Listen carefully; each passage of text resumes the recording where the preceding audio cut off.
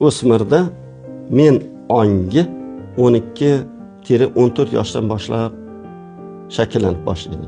Tez xafa bo'ladigan, ko'ziga tez yosh oladigan, ota-onasi ozginalik tanbeh berib qo'ysa, xafa bo'lib gaplashib yuradigan, kam gap bo'lib qolsa, yig'layversa, opamni yoki akamni yaxshi ko'rasiz, meni yomon ko'rasizlar degan so'zni tez aytaversa-ku, bilingki bolada apatiya, depressiya rivojlangan bo'lishi mumkin.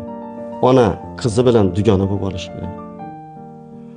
Ota o'g'li bilan do'st bo'lib olishi kerak.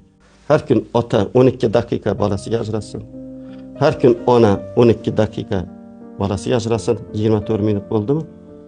Bu aytgan 12 daqiqa faqat farzandga, bolaga, uni muammolarini hal qilishga yo'naltirilgan bo'lishi kerak.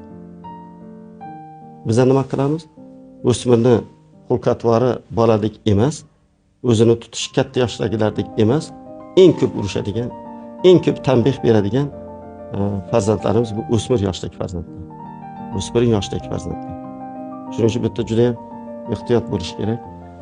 Bolalaringizni o'rganing, ularning ichki dunyosiga kiring, ular bilan suhbatlashing. Doimo qayerga dam olgani chiqsangiz, ularni yoningizda olib yuringlar.